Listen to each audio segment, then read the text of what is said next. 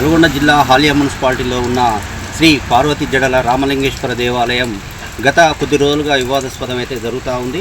అసలు ఒక మహిళ ఆలయ ధర్మకర్త అయినటువంటి పిట్టెల భవాని మీద ఎందుకు ఈ వివక్షత జరుగుతుంది? బహుజనులని చిన్నచూప లేక వీళ్ళు గుడి ఆలయ ధర్మకర్తగా ఉండడం వల్ల రాజకీయం చేసి వీళ్ళని తప్పించాలనే కోణంలో ఎవరైనా చేస్తున్నారా?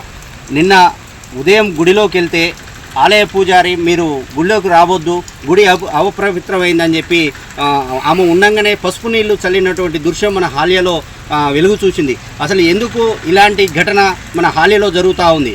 పిట్టెల భవాని అనే మహిళని కించపరిచారని చెప్పి ఈరోజు ఆమరణ నిరాహార దీక్షకి నిన్న ఈరోజు 2 రోజులుగా ఇక్కడ వర్షం పడుతున్నా కూడా లెక్క చేయకుండా ఆమరణ నిరాహార దీక్ష గుడి ముందే పూనుకుంది. అసలు ఏం జరిగింది ఏంది వారి మాటలో తెలుసుకునే ప్రయత్నం చేద్దాం. నమస్తే అమ్మ, చెప్పమ్మా అసలు ఏం జరిగింది ఏది? నా పేరు పిట్టెల దుర్గా భవాని. నేను హాలియా శివాలయం ధర్మకర్తని. నిన్న నేను పూజ కోసం అని గుడిలోకి వెళ్ళినా. ఇక్కడికి వెళ్తే నువ్వు లోపలికి రావద్దు, గుడిలోకి శివలింగం ముట్టుకోవద్దు, అసలు గుడిలోకే రావద్దు, గుడి అపవిత్రం అయిపోతుందని పసుపు నీళ్ళు చదువుతుండు. మరి ఆడవాళ్ళంటే ఎందుకు ఆయనకు అంత చిన్న చూపే నాకు తెలుస్తలేదు. మరి ఆడవాళ్ళు ఏంది ఆయన ఎట్లా పుట్టిందో కూడా నాకు తెలుస్తలేదు. అసలుకి ఆడవాళ్ళంటే ఇంత చిన్న చూపైన ఈ హాలియాలో ఉన్న వ్యక్తులను కూడా చాలామంది నేను క్వశ్చన్ చేస్తున్నా. అసలుకి ఒక ఆడ మనిషి ఎందుకు గుళ్ళోకి పోవద్దు? అసలు ఫస్ట్ పోతే ఏమవుతుంది? అంత మైలో పడే పని నేనేం చేస్తున్నా గుళ్ళో? ఇంతమంది నాకు సాయం చేస్తారని నేను ఆశ పెట్టుకొని కూర్చున్నా. ఇంతమందికి ఏ స్పందన ఎవ్వరు కూడా నన్ను పలకరిస్తానికి రాలేదు. ఇంత జరుగుతున్నా మరి పోలీసు అధికారులు కానీ ఇక్కడ ప్రభుత్వ అధికారులు కానీ మీ దృష్టికి తీసుకెళ్ళామన్నా. అక్కడ మేము కంప్లైంట్ తీసుకోనని చెప్పింది ఎస్ఐ సారు. నేను తీసుకోనమ్మా, అది మా హ్యాండ్ ఓవర్లో లేదు, అది మేము ఏం చేయలేము. ఆ విషయాన్ని మేము ఏదున్నా మీరు బయటలో వెళ్ళి దానికి సంబంధించి కోర్టుకు సంప్రదించండి, మీకు సరే కోర్టులో సంప్రదించండి అని చెప్తా వచ్చారా? సరే పరువునష్ట దావా కిందకి వేసుకోండి అని సలహా ఇచ్చిండన్న నాకు వేసేసారు. ఆయన ద్వారా నాకు ఎలాంటి న్యాయం జరగలేదు. వెళ్ళిన కంప్లైంట్ ఇస్తానికి ఏం పట్టించుకోలేదు. మరి ఒక మహిళని ఇంతగా అవమానించినప్పుడు మరి మీరు కంప్లైంట్ ఇస్తే కూడా తీసుకోవడం లేదన్న? తీసుకోవట్లేదన్న. చాలా రోజుల నుంచి నేను జైలుకు వచ్చిన కాంచి కంప్లైంట్ ఇస్తే నేను ఒక్క కంప్లైంట్ కూడా తీసుకోలేదు. ఇప్పుడు జరిగే గొడవలకి ఎన్ని కంప్లైంట్ ఇచ్చినో ఆ స్టేషన్లో ఒక్క కంప్లైంట్ కూడా కాలేదు ఇప్పటి వరకు. మరి 2 రోజుల నుంచి మీరు అన్నం తినకుండా ఏది పాలు కూడా ఏది తాగకుండా ఆమరణ నిరాహార దీక్ష చేస్తున్నారు. మరి ఏ అధికారులు వచ్చి మీతో మాట్లాడే ప్రయత్నం చేశారు? ఎవ్వరు చేయలేదన్న ఇప్పటి వరకు. నేను డిఎస్పీ సార్ కాడికి పోతే ఆయన తిట్టిండు, కంప్లైంట్ పెడదామని పోతే నువ్వు దీనికి చెప్పినా దీనికి అర్థం అవుతలేదు, దీనికి చెప్తున్నా అని అన్నాడు. ఆయన కూడా తిట్టిండు, అగౌరవంగా తిట్టిండు నన్ను. అయినా నేను సరే అనుకొని వచ్చేసిన, నా కంప్లైంట్ తీసుకోలేదు. ఎందుకంటే రాజకీయం నడుస్తుంది, ఏదో పెద్ద తలకాయలు ఉన్నాయంట ఇందులో, నాకు తెలియదు. మరి ఎన్ని రోజులు మరి ఆ పెద్ద తలకాయలు నన్ను ఏడిపిస్తారో ఏడిపియమని చెప్తున్నా. ఇట్లా ఏడిపించడానికంటే ఒక్కసారి షార్ట్ తీసుకొని కత్తి తీసుకొని వచ్చి చంపేస్తే అయిపోద్ది కదా.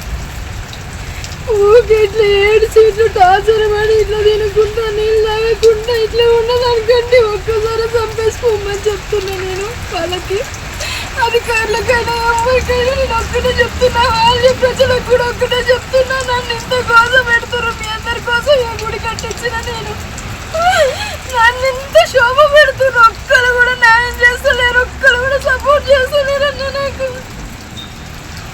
రైట్, మనం చూస్తూ ఉన్నాం కదా, మన హాలియా శివాలయం ముందే ఇంత జరుగుతూ ఉన్నా కూడా ఇక్కడ ఉన్నటువంటి ప్రజా సంఘాలు కానీ అదేవిధంగా అధికారులు కానీ పోలీసు యంత్రాంగం కానీ ఎవరు కూడా పట్టించుకోవడం లేదు. 2 రోజులుగా నేను ఆమరణ నిరాహార దీక్ష పూనుకొని వర్షం ఒక పక్క పడుతున్నా కూడా, టెంటు కూలుతున్నా కూడా నేను ఇక్కడనే ఉన్నా. ఇంతవరకు ఏ సంఘాలు కూడా నాకు మద్దతు ఇవ్వడం లేదని కూడా అమ్మాయి ఏడ్చుకుంటూ చేస్తూ ఉన్నది. చిన్న బాబును కూడా పక్కన కూర్చోబెట్టుకొని ఇలాంటి సిచ్యువేషన్లో ఉన్నా కూడా కనీసం ఎలాంటి అధికారులు కూడా పట్టించుకోవడం లేక ఎంత విడ్డూరం అనేది చెప్పుకోవచ్చు. అలాగే ఆలయ కమిటీ ట్రస్ట్ చైర్మన్ ఉన్నారు, వారి మాటలు తెలుసుకునే ప్రయత్నం చేద్దాం. అన్న మీ పేరు? నా పేరు పిట్టెల శంకరన్న, దేవాలయ ట్రస్ట్ చైర్మన్. ఓకే, మరి ఎన్ని రోజులుగా ఇట్లా జరుగుతూ ఉంది? అసలు ఏంది ఎంత వ్యవస్థ అంటే అన్న, గతంలో 15 రోజులు 4 రోజుల క్రితం కూడా ఆలయ పోలీస్ స్టేషన్లో కంప్లైంట్ ఇవ్వడం జరిగింది.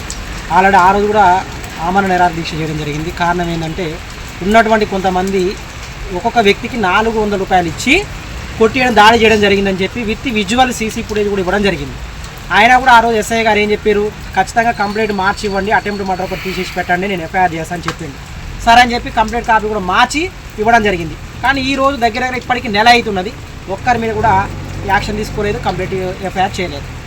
అయినా మేము పోయి అడిగితే ఏమంటుండంటే, రక్తం రాలేదు కదా, కొడుతుంటే రక్తం రాలేదు కదా, అందుకనే నేను ఏం చేయాలో అర్థం కావట్లేదు, నిబంధనలు కోర్టుకు పంపిన, కోర్టు నుంచి వచ్చిన తర్వాత అప్పుడు ఎఫ్ఐఆర్ చేస్తా అంటుంది. అంటే నేను ఎస్ఐ గారికి ఒకటే చెప్తున్నా, సార్ మరి మీరే వాళ్ళకు కత్తి ఇవ్వండి, ఒక పెద్ద బాడ్స్ అన్న ఏదైనా కత్తి అన్న తీసుకొచ్చి వాళ్ళకి ఇవ్వండి, అప్పుడు తీసుకొచ్చి పొడిచిపోతారు, అప్పుడు మళ్ళీ కోర్టుకే పంపండి. సార్ నేను ఒకటే చెప్తున్నా, క్యూ న్యూస్ వేదిక ద్వారా మమ్మల్ని ఇక్కడికి వచ్చి చంపిపోయినా కూడా పోలీసు వాళ్ళు ఎటువంటి యాక్షన్ తీసుకోరు. ఎందుకు తీసుకోరంటే పూర్తిగా ఇందులో రాజకీయ నాయకులు ఉన్నారంట, పూర్తిగా పెద్ద తలకాయలు ఉన్నాయంట. మరి ఆ పెద్ద తలకాయలు ఏందో మరి అది కూడా మేమే చూద్దామని చెప్పి ఇక సావడమా బతకడమా ఈయనే తెలుసుకున్నాం. ఈ గుడి ప్రజల కోసమే కట్టించినాం, ఈ ఊరి కోసమే కట్టించినాం, ఆ గుడి ముందనే కూర్చున్నాం. మాకు న్యాయం జరిగే వరకు ఈ నుంచి లేచేదే లేదు, అధికారులంతా వచ్చిన దాకా కూడా ఈ నుంచి కదిలేదే లేదు. మరి ఇన్ని సంవత్సరాలుగా కష్టపడి మీరు ఒక ఆలయ ధర్మకర్తగా ఉండి టెంపుల్ని నిర్మించారు. మరి ఆ రోజు ఈ బహుజనులని మరి వీళ్ళందరికీ గుర్తు రాలేదా ఈ రోజు ఇంత ఇబ్బంది పెట్టడానికి? ఇక్కడ ఒకటే అన్న మేము చేసింది ఒకటే ఒక తప్పు. మేము బహుజనులు బీసీలలో పుట్టడము, ఆ తర్వాత మేము ఒక ముదిరా జాతిలో పుట్టడము, ఒక బీసీ జాతిలో పుట్టడం మేము చేసుకున్న పాపం అదే వేరే స్థాయిలో వేరే కులం వల్ల ఎలా పుట్టినా కూడా పై స్థాయిలో ఒక ఓసీలలో ఉన్నటువంటి ఏ కులంలో పుట్టినా కూడా ఇలా నిజంగా మమ్మల్ని దేవుళ్ళ తర్వాత దేవుళ్ళలాగా పూజిద్దురేమో. సరే ఏది ఏమైనా ఎంత అవమానం అంటానే, ఈ సృష్టికి మూలం మహిళలని చెప్పుకుంటారు కదా మన హిందూ ధర్మము. ఇదేనా హిందూ ధర్మం? ఒక భగవంతుడు కూడా ఈ సృష్టికి మూలం ఒక మహిళ, ఆ యొక్క భగవంతుడిని కన్నది కూడా ఒక మహిళే శక్తి అని చెప్పి చాలా శాస్త్రాలు చెప్తున్నాయి ఇవాళ మనకు. అలాంటి మహిళ ఒక గుళ్ళోకి పోతే అపవిత్రం అవుతుందని చెప్పి, గుడి మైలపడుతుందని చెప్పి అంతమంది భక్తుల ముందర తీసుకొచ్చి పసుపు నీళ్ళు చల్లినావంటే నువ్వు నిజంగా అసలు పూజారివేనా? నేను అడుగుతున్నా, నీకు పూజారి లక్షణాలు ఉన్నాయా? ఒక పూజారి అంటే ఏంది? ఎవరైనా వస్తే అభిషేకం చేసుకోవడానికి లోపలికి మహిళలను కానీ పురుషులను కానీ లోపలికి తీసుకెళ్ళి అభిషేకం చేయిస్తారు పూజారులు అనేవాళ్ళు. కానీ ఎంత విడ్డూరం అంటే, ఎంత దుర్మార్గం అంటే, నిజంగా అతనికి ఒక భార్య లేదు, తల్లిదండ్రులు వదిలిపెట్టి అన్న రాయలసీమ నుంచి ఇక్కడికి వచ్చిండు. నిజంగా తల్లిదండ్రులు ఆడపిల్లలు కూతుర్లు ఉండుంటే ఒక మహిళ విషయం, ఒక మహిళ అంటే ఏంటో తెలిసేది. నిజంగా నా 9 నెలల గర్భవతి అప్పుడు నా భార్యని ఈ దేవాలయం కోసం ఇసుక మోపించిన. నిజంగా ఈ ఊరు కోసం ఈ గుడి కోసం ఇంతలా చేసింది. నా పిల్లల నోరు కొట్టి 4 గుంటలు నాకు ఉన్నటువంటి నా అత్తగారు ఇచ్చినటువంటి ఎన్ఎస్పీ ల్యాండ్ అయినా సరే, 50 ఏళ్ళ నుంచి కబ్జా మీద ఉన్నటువంటి 4 గుంటల ల్యాండ్ అయినా సరే నేను ఊరు కోసం ఇంత చేస్తే ఒక మహిళను కూడా చూడకుండా ఎంత టార్చర్ పెడుతున్నారంటే అంత మామూలు టార్చర్ కాదు. గుళ్ళో కనిపిస్తే కథం ఎందుకు బగ్గున మండిపోతున్నారు. అదేదో తెలుసుకుందాం. మరి ఆయన మేము అపవిత్రం అయ్యేటటువంటి పని మేము ఏం చేస్తున్నాం? గుళ్ళ ఈ గుడి కట్టించి ఇంత పరిశుభ్రంగా ఉంచి ప్రతిరోజు ఉదయం సాయంత్రం 2 పూటల కడిగి ఈగ కూడా వాళ్ళనియకుండా ఈ గుడిని శుభ్రంగా ఉంచుతున్నందుక మేము అపవిత్రం చేసేది. కాబట్టి అసలు ఇప్పటి వరకు స్టిల్ ఈరోజు వరకు పెళ్లి చేసుకున్నటువంటి ఒక పూజారి, అక్రమ సంబంధం పెట్టుకొని అక్రమ సంబంధంతో వ్యవస్థ నడుపుతున్నటువంటి ఒక పూజారి, ఆయన అపవిత్రం మా గురించి మాట్లాడుతున్నాడు. ఎంతవరకు కరెక్టు? ఇక్కడ ఉన్నటువంటి బ్రాహ్మణులు కూడా అందరూ స్పందించాలి దీని మీద. దయచేసి ఒక ఏదో మీ కులం కోసమని చేయడం కాదు. ఈ వ్యవస్థ హిందూ ధర్మమే సర్వనాశనం అయిపోయే వ్యవస్థకు వచ్చింది ఇవాళ. ఇలా ఏం జరుగుతుంది అనేది బయట అన్ని కులం అన్ని మతాల వాళ్ళు అబ్జర్వ్ చేస్తున్నారు. ఇలాంటివి మంచి పద్ధతి కాదు. ఇలా హిందూ ధర్మం కానీ లేకపోతే మన హైందవ ధర్మం కానీ సనాతన ధర్మం కానీ ఇవన్నీ మనము ముందుకు తీసుకెళ్లాలనే ఉద్దేశంతో నేను చదువుకున్న వ్యక్తిని కాబట్టి నా చదువు, నా పిహెచ్డి, నా గవర్నమెంట్ ఉద్యోగం అన్నీ వదులుకొని 10 సంవత్సరాలు కష్టపడి 5 సంవత్సరాలు దేవాలయాన్ని నిర్మించి 5 సంవత్సరాలు ఇంత అభివృద్ధి చేసి తీసుకొచ్చి ఇలా మేము ముందు పెట్టిన మీ అందరికీ తెలుసు. కళ్ళకు అందరికీ చదివిన పుస్తకమే దేవాలయం అనేది. ఒక్క పూజారి ఇంత బదనాం చేసి ఇంత వివక్ష చూపిస్తున్నప్పుడు ఒక పూజాన్ని తీసేసి కొత్త పూజాన్ని పెట్టి మీకు నచ్చింది చేసుకోమని చెప్పిన అయినా కూడా చాలా ఎంత దుర్మార్గం అంటే నా కుటుంబాన్ని నా భార్య నన్ను లేకుండా చంపేసి పోదాం అనేటటువంటి విషయం జరుగుతుంది.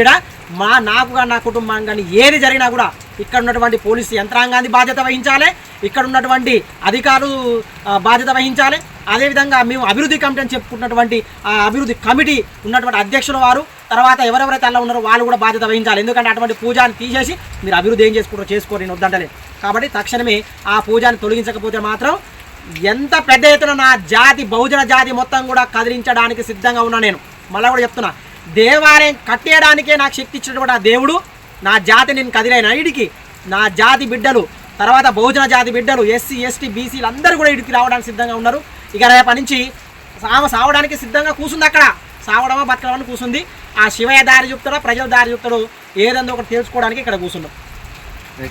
ఇలా కొద్ది రోజులుగా మేము గుడి మొత్తం ఏర్పాటు చేసింది మేము పునాది కానించి ఇప్పటి వరకు కూడా ఆమె నిండు గర్భిణిగా ఉన్నా కూడా ఇసుక తట్టలు మోసి ఈరోజు గుడి ఇంత ఆలయ అభివృద్ధి చేస్తే కనీసం ఇక్కడ మేము బహుజనులం కాబట్టి ఇక్కడ ఉన్నటువంటి కొంతమంది రాజకీయ నాయకులు కానీ కొన్ని వేరే అగ్రకుల నాయకులు మా మీద కావాలని చెప్పి కక్షగట్టి ఇలాంటి దారుణానికి ఒడిగడుతున్నారు. మా మీద లేనిపోని ఆరోపణలు చేసి ఆ వినోద్ శర్మ అనే ఒక పూజారితో మాకు లేనిపోని అన్నీ మా మీద అబండాలు మోపి మా పసుపు నీళ్లు చల్లి ఇలాంటి ఏది అవహేళనకు గురి చేస్తున్నారని చెప్పి కూడా వాళ్ళు చెప్పుకుంటూ వస్తున్నారు. దీంతో పాటుగా గుడి మాత్రం ప్రజలది. ఇక్కడ మేము ఓన్లీ గుడి అభివృద్ధి చేయడానికే మేము ఉన్నాము. మీరు వచ్చి మీరు ఆలయ కమిటీ ఎవరైతే అభివృద్ధి కమిటీ అని చెప్పి ఏదైతే వేసుకున్నారో మీరు వచ్చి చేసుకోండి, మేము దానికి అడ్డుపడటం లేదు. కాకపోతే మేము గుళ్ళోకి వస్తే మమ్మల్ని రానియకుండా ఆపడం ఇది ఎంతవరకు సమంజసం? మేము బహుజనులమన్నా ఇలాంటి దారుణాలు మా మీద చేయడం అనేది వీళ్ళు చెప్తా ఉన్నారు. వెంటనే సంబంధిత అధికారులు ఎవరైతే ఉన్నారో ఆలయ కమిటీ ఎవరైతే ఉన్నారో వాళ్ళు కానీ దాంతోపాటుగా ఇక్కడ ఉన్నటువంటి సిఐ కానీ ఎస్ఐ కానీ వీళ్ళు వెంటనే దీని మీద స్పందించి పిట్టల భవాన్ అనే మహిళకు వెంటనే న్యాయం చేయాలని, అదేవిధంగా వినోద్ శర్మ అనే అతని మీద కూడా వెంటనే కేసు నమోదు చేయాలని చెప్పి క్యూ న్యూస్ ద్వారా తెలియజేస్తూ ఉన్నాం.